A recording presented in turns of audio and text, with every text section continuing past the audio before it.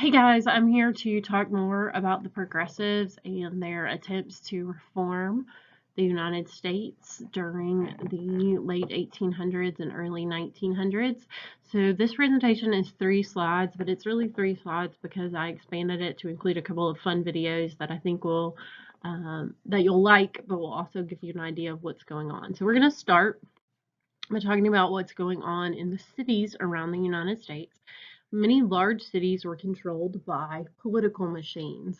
And these are basically groups of men with a lot of political power who enriched themselves at the expense of their cities. And the most famous and most powerful and most notorious was the Boss Tweed Ring in New York City. It was run by the Democratic Party and controlled by a guy named William Boss Tweed. He ran his ring out of Tammany Hall in New York City. He and his cronies basically stole $150 to $200 million from taxpayers in New York City through kickbacks, basically bribes that they would agree to help a business if they could get a portion of the profits that their help or their policies allowed the businesses to make. So they're basically bribing people or being bribed to do what people want them to do. Boss Tweed is eventually brought down in 1871 by political cartoonist Thomas Nast. Thomas Nast has been a political cartoonist since the Civil War, and he basically was tasked himself with solving social ills through political cartoons, but basically exposing things that were wrong. So this video is a parody video, and it is about Boss Tweed and then how he's brought down by Thomas Nast. So here we go. Boss Tweed, Boss Tweed, Boss Tweed. In New York City, the Gilded Age, being corrupt it was the rage. But William Tweed, he was the king, and let the Tammany Hall political machine, stealing and bribery, they were his craft. Boss Tweed used dishonest graft, coerced immigrants to vote for him, then shake off their beards and make them vote again. And I'm like, Boss Tweed, oh, you Tammany, oh, it's so corrupt and worst of all, it's all the taxpayers' dime. Boss Tweed, oh, you won't stop till you steal it all, but you're in store for such a fall, you greedy man of your time. Just look at the New York County Courthouse, where you stole most of the massive payouts. Thousands for single trash, 10 grand for mom and dad's, for each dollar paid, Boss Tweed $2 made. Can and he won't help, go Thomas Nast, and his political cartoons expose Tweed at last. Tweed going down, down, down, down. Even if you couldn't read, that picture showed the creed. Goodbye now. Boss Tweed, oh, you Tammany, oh, it's so corrupt and worst of all, it's all the taxpayers' dime. Boss Tweed, oh, you won't stop till you steal it all, but you're in store for such a fall, you greedy man of your time.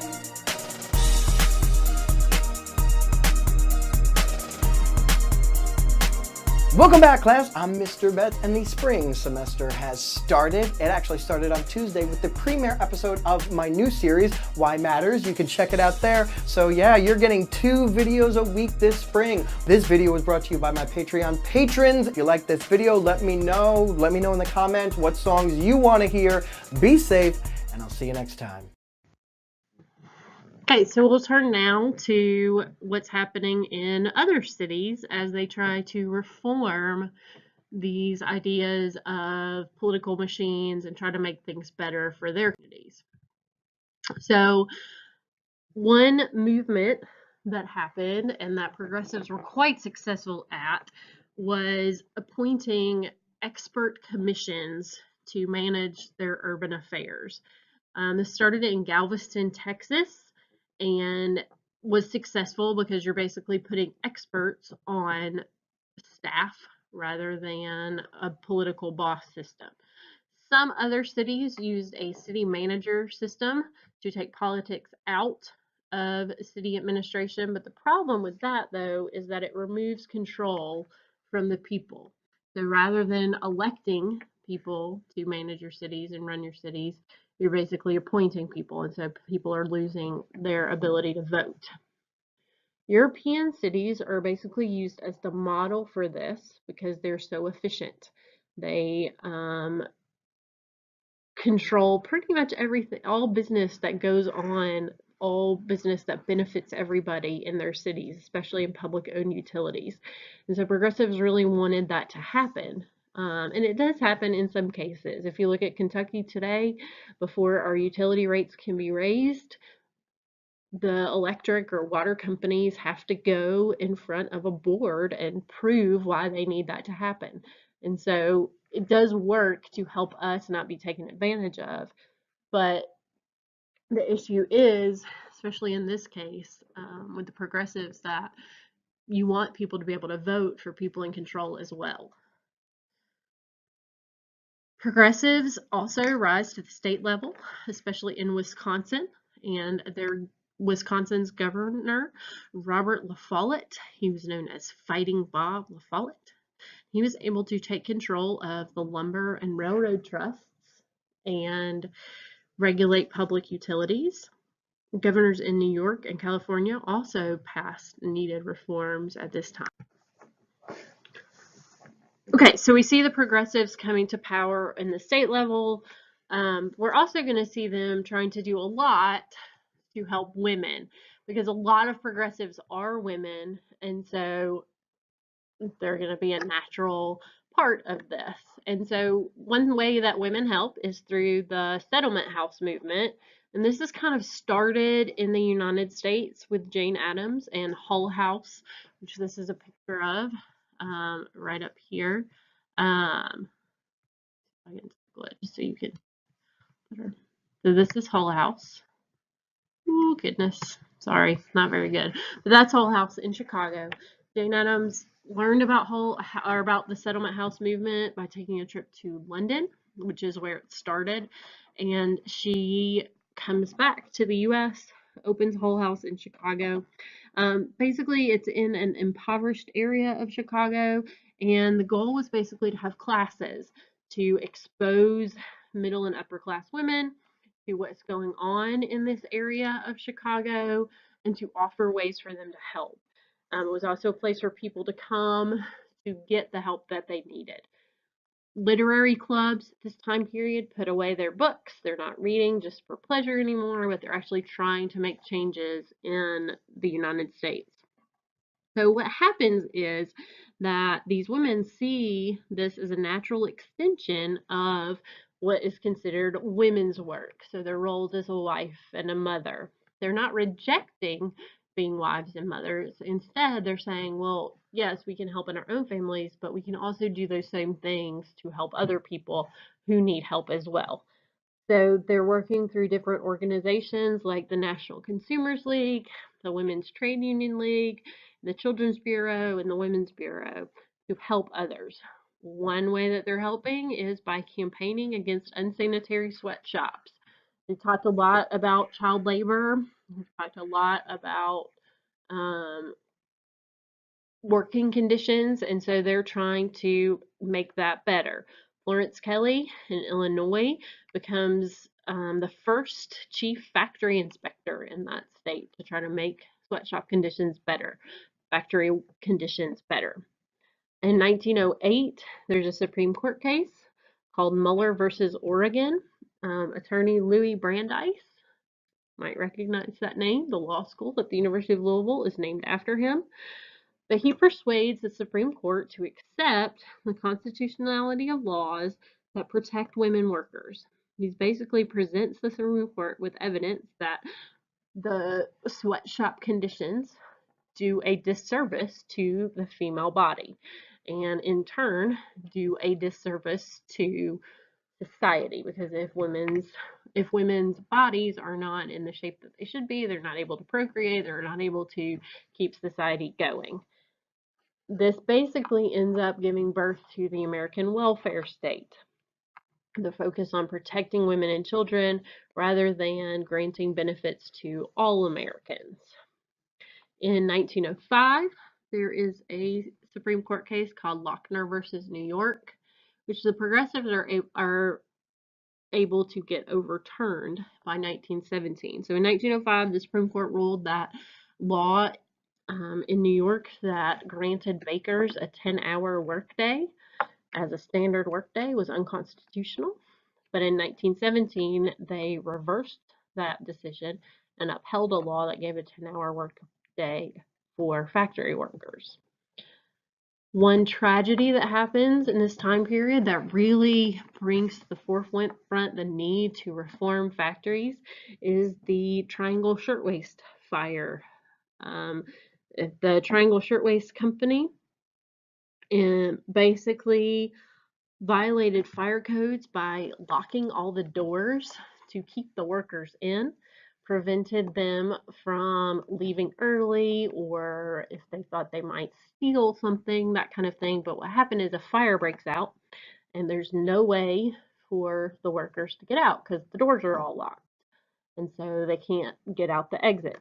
What ends up happening is that 146 workers died in this fire. Most of them are young women, and it leads to workers' compensation laws and laws to make sure that this doesn't happen again. By 1917, so 6 years after this fire happens, 30 states had workers' compensation laws. Favorite of the progressives was the Prohibition movement. And this is one of my favorite pictures from American history. I think it's just incredible. It's hilarious and wonderful. But it says, "Lips that touch liquor shall not touch ours." If you look at those women closely, they're not the most attractive sort, but female progressives really want to prohibit liquor in the United States. And they start an organization called the Women's Christian Temperance Union, and they go out to saloons, they sit in front of the saloons, and they pray. And they protest basically that liquor is causing men to spend all of their money and not support their families at home, and causing men to become drunkards and become unemployed. And they end up getting the 18th Amendment added to the Constitution. And the 18th Amendment prohibited the transport, selling of liquor. And so for a time, liquor was basically outlawed in the United States. Another organization that helped the Women's Christian Temperance Union was the Anti-Saloon League. So this is one of the short-lived progressive successes, but for a time there was an amendment to the Constitution that basically prohibited alcohol. This is a pretty fun little video that introduces a documentary that Ken Burns did. Ken Burns currently has a Vietnam War documentary on PBS. If you haven't watched it, I highly recommend it. Everything he's done is really, really good. Next year, if you take the Civil War class, you'll watch his Civil War documentary. But this is an introduction to his documentary on Prohibition. It just gives you an idea of what is going on in this time period. From Ken Burns and Lynn Novick, it was exactly what America wanted, and it caught us completely by surprise. It turned citizens into criminals and criminals into kings. It changed the very nature of our democracy. Twice. Prohibition. What a stupid idea it was that people actually thought you could get away with this. That you could actually ban alcohol, completely eliminate its usage in American society. It's a preposterous idea. Virtually every part of the Constitution is about expanding human freedom, except prohibition, in which human freedom was being limited. Then we get in trouble. It was a struggle between small towns and big cities, the wets and the dries, with the whole country caught in the middle. It's not that sin is so terrible, it's that sin is very attractive. And that's why we're always tempted to do it. So what you need then is to help people. And if necessary, sometimes you have to make sin illegal. What it would mean in practice was going to have to be worked out through the legal system. Because to pass a law in the real world means nothing. To enforce the law means everything. You drank to show that you were a man, but you get drunk and all of a sudden you can't provide for your family, you can't do your job. It was a time when women found their voice and helped to change the nation. The women gather in front of a saloon and they start praying. And the movement takes off like wildfire. And our greatest heroes were also our greatest criminals. You cannot legislate morality. In legislating and attempting to legislate morality, you create opportunities for people who do not follow the law. Some call it bootlegging, some call it racketeering. I call it a business. It fueled the Jazz Age and made the 20s roar. It was the beginning of the time when boys and girls slept together. There was quite a lot of that going on, which astounded me from my innocent background. Discover the true story of America's great experiment. There was a myth of the person who breaks the law when it's a stupid law to give people what they want. Once the government begins forbidding things, then somebody will come along and say, I got it, step around the corner. Don't miss the new film from Ken Burns and Lynn Novick, Prohibition, coming this fall, only on PBS. So that's not this fall, that was a few years ago, but it gives you an idea of what the point of the Prohibition movement was. So that concludes this round of notes. Hopefully it wasn't too terribly boring and you enjoyed the videos that were in it. You will have a quiz on this next class. See you later.